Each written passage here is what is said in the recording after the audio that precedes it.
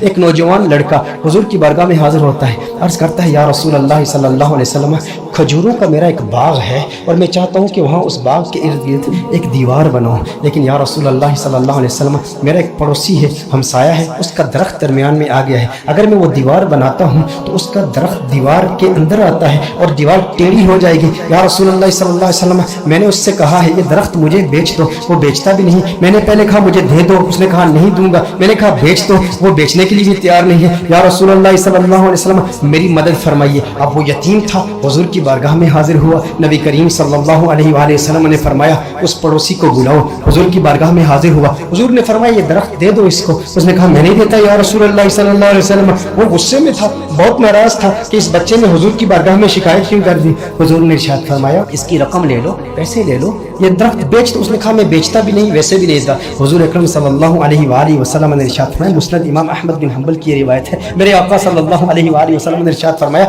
اچھا ایسا کرو کہ یہ درخت تم اس کی قیمت بھی لے لو اور اس درخت کے بدلے جنت میں ایک ایسا درخت ہوگا کہ جس کا سایہ اتنا طویل ہوگا کہ اس کے نیچے اگر 100 سال تک ایک سوار اگر سواری کرتا رہے تو اتنی طوالت ہے اس کی، اتنا سایہ ہے اس کا، وہ درخت جنت کا بھی لے لو۔ اس نے کہا یا رسول اللہ صلی اللہ علیہ وسلم میں قبول نہیں کرتا۔ اب وہاں پر صحابہ کرام علیہم رضوان موجود ہیں، حضرت سیدنا ابو الدحداء رضی اللہ تعالی عنہ صحابی رسول موجود ہیں، وہ عرض کرتے ہیں یا رسول اللہ صلی اللہ علیہ وسلم آقا اگر یہ درخت میں کسی طریقے سے اس سے خرید کر اس یتیم کو دے دوں تو کیا یہ آپشن میرے لیے بھی اوپن ہے کہ جنت میں مجھے بھی وہ درخت مل جائے گا؟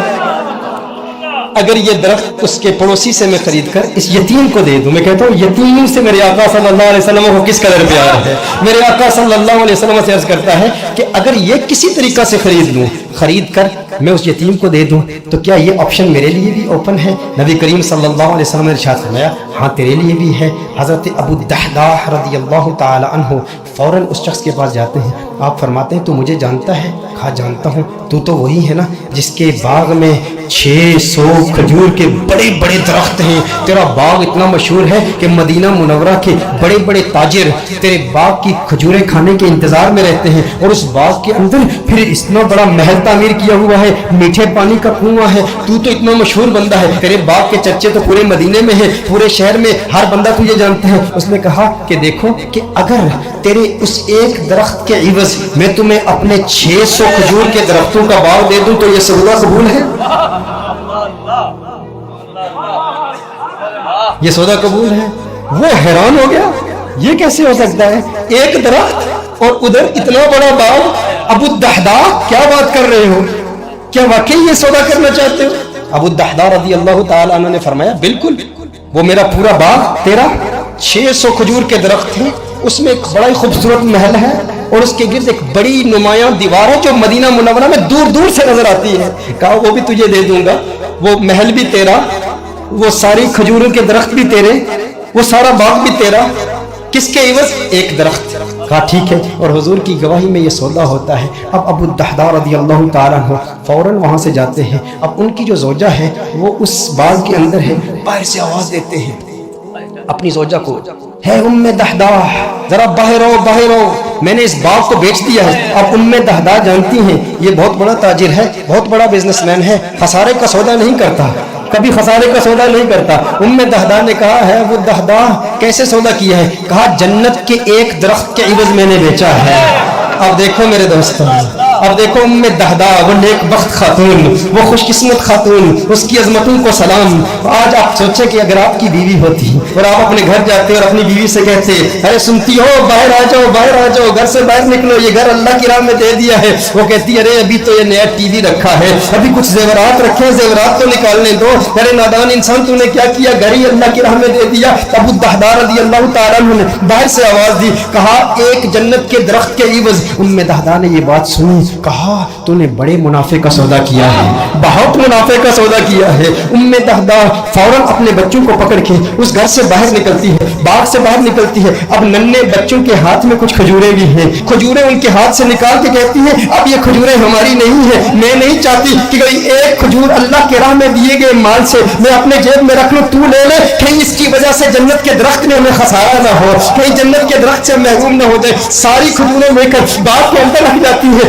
کہا کہ اس کا ایک ننھا بیٹا تھا، اس کے منہ میں ایک کھجور تھی، मुंह से खजूर निकाल कर फौरन बाग में रख दी। कहा अब इस पर हमारा कोई हक नहीं है, ये अल्लाह का माल है, अब हमने अल्लाह की राह में दे दिया है। अब इस पर उलमा के दो कौल हैं। एक मारूफ कौल की रोशनी में अर्ज करता हूँ कि अबू दहदा रज़ी अल्लाह तआला अन्हु के इस बाग के अलावा उनके पास और कोई बाग भी नहीं था, उनके पास और कोई दौलत भी नहीं थी, उनके पास और कोई माल भी नहीं था। लेकिन अबू दहदा रज़ी अल्लाह तआला अन्हु हुजूर की बारगाह में फिर हाजिर होते हैं, अर्ज करते हैं या रसूल अल्लाह सल्लल्लाहु अलैहि वसल्लम, आका ये सौदा पक्का है ना, आका ये सौदा पक्का है ना। नबी करीम सल्लल्लाहु अलैहि वसल्लम खुश हो जाते हैं और हुजूर खुश होकर फरमाते हैं कम मिन इज़्किन रदाहिन लि अबी दहदा फिल जन्नह, कम मिन इज़्किन रदाहिन लि अबी दहदा फिल जन्नह, कम मिन इज़्किन रदाहिन लि अबी दहदा फिल जन्नह। रावी कहता है हुजूर बार बार पढ़ ले, मुसलसल पढ़ ले, मुसलसल ये जुमले कह रहे हैं अबू दहदा तेरे लिए जन्नत में कितने दरख्तों की, कितनी टहनियों पे कितनी खजूरें, माला माल है तू।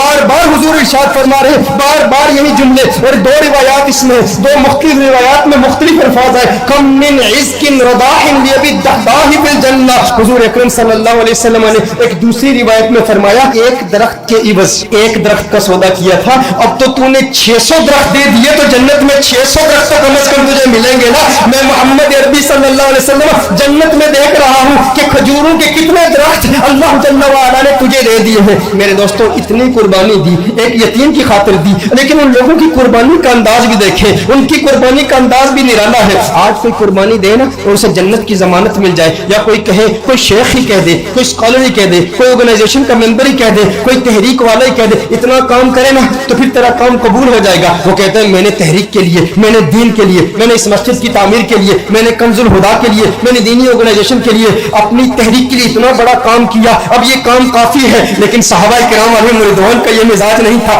अबू दहदा के लिए मेरे आका नारे लगा रहे हैं, बार बार फरमा रहे हैं अरे कितनी खजूर है, मैं देख रहा हूँ जन्नत में ये सारे तेरे हैं। बार बार इरशाद फरमा रहे हैं भाई जितने इतनी तसल्ली मिल जाए और लिसाने मुस्तफा से मिल जाए, आका की जुबान से मिल जाए, उसकी किस्मत किस उरूज पर होगी। लेकिन फिर ये वही अबू दहदा है, उसके बाद भी मेहनत करते रहे। ग़ज़वाए उहद में जब दुश्मनों ने हुजूर पर हमला किया, अबू दहदा अपने सीने पर उन तीरों को बर्दाश्त कर रहे हैं और मेरे आका के कदमों में शहीद हो जाते हैं। और ग़ज़वाए उहद के बाद मेरे आका ने तलाश किया, कहा मेरा अबू दहदा मुझे दिखाओ। अरे वो खजूरों वाला मेरे आका अबू दहदा को देखते हैं और देख के मुस्कुराते हैं और मुस्कुरा के फिर फरमाते हैं कम मिन इज़्किन रदाहिन लि अबी दहदा फिल जन्नह। अबू दहदा जन्नत में खजूरें ही खजूरें, खजूरों के दरख्त। मेरे आका खुश होके उसकी हौसला अफजाई फरमा रहे हैं। मैं कहता हूँ कैसा खुशबख्त है जिसने हुजूर की जात के लिए, हुजूर की जान की तहफ़्फ़ुज़ के लिए अपनी जान दे दी। काश यूं मौत आए मेरे हमनशी, काश यूं मौत आए मेरे हमनशी, नज़ाका और हो जाए मंजर हंसी, वो उधर अपनी जुल्फे सवाया करे और इधर दम हमारा निकलता रहे। हुजूर की जुल्फों का असीर, हुजूर की जुल्फों को देखता हुआ इस दुनिया से चला गया। दिल में, जिगर में, आंख में बस तू ही तू रहे, इसके सिवा न दिल में कोई आरज़ू रहे। इस एहतिमाम में शाख में सजदे करूं अदा